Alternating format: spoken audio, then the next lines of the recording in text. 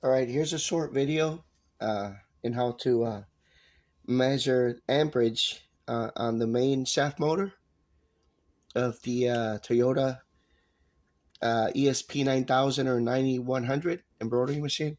So basically what you're going to do is get one of these amp meters that measures milliamps. This one does not measure milliamps, so you need to get one that's more sensitive than this one. This hooks up and clamps to a wire. That's what you want to do. So you could clamp any of these three wires. So once you clamp it, turn the machine on, and actually turn the meter on first.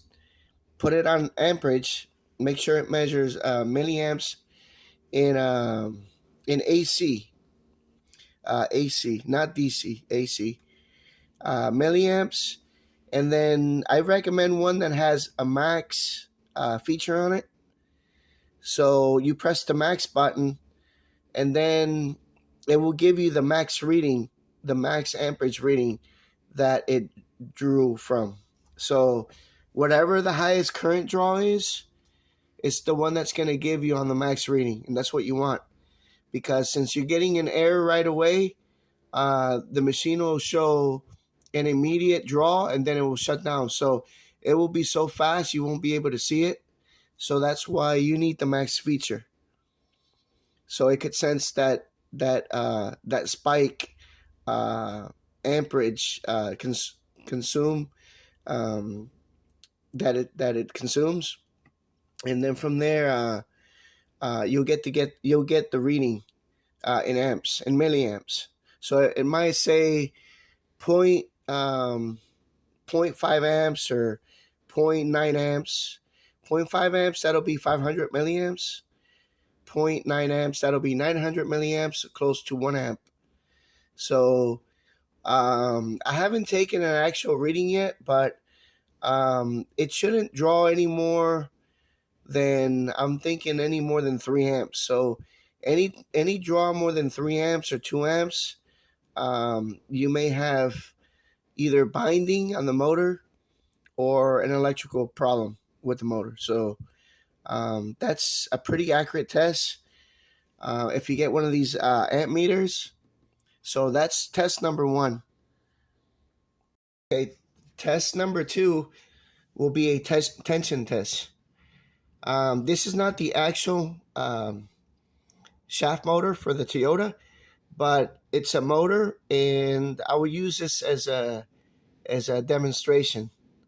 Okay, so basically, you got to get yourself one of these force gauges or a tension meter. This one's made by Hunter Spring. I think I paid like $20 or $30 on eBay. They're old. The nice feature about this is that it holds the like a memory here. So once you pull it, it holds the memory. See? So you pull and it holds the memory there. Then you could go here and then reset it. Dial it to 0 here. The other thing you could use is just a regular tension gauge from Tajima. Tajima sells a tension gauge. It doesn't have the memory feature, but you'll be able to get a tension on it. When you do this tension test, you shouldn't get any more than, I'd say, 500 grams of force. So this one, I'll show you. This one's pulling about, I'm thinking about 200 to 400. 400 will 500 400 will be around right here. 500's half the dial. This is a 1,000 gram of force tensioner. So it'll test all the way to 1,000 grams of force. So that's the measurement used, which is abbreviated GF. So grab yourself some polyester thread. I use this isocord thread, and come in here and basically twist it around the tensioner, and then you're gonna go ahead and also twist it around the pulley or the shaft. If the motor, you took the pulley off, you could use tape and wrap it around the shaft. This type of tape will be good. This blue tape, and then get it and then wind it around here a couple times.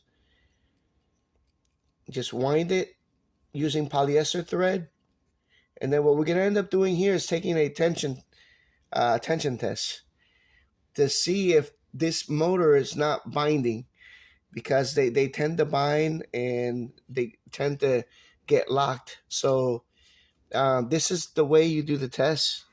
So once you wrap it all up, you reset the dial here. Okay, so to 0, make sure it's on 0, and then you go ahead and pull, just like you do when you take tensions on your machine. Okay, so this one's giving me 200 grams of force, so that's pretty good.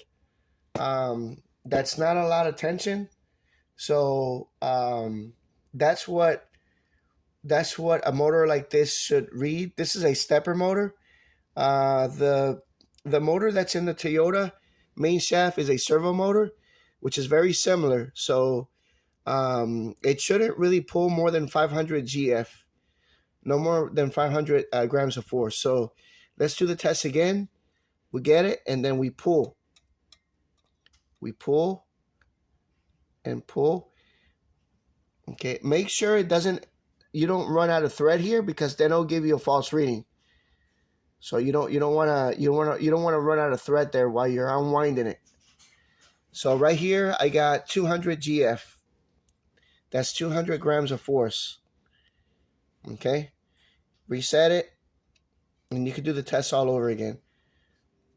Okay, so you go in there, wind it, wind the pulley or the shaft with the isocord thread, polyester thread. It could be any polyester thread. I don't recommend using the other thread. I can't remember what it's called right now. Polyester is the way to go. So grab it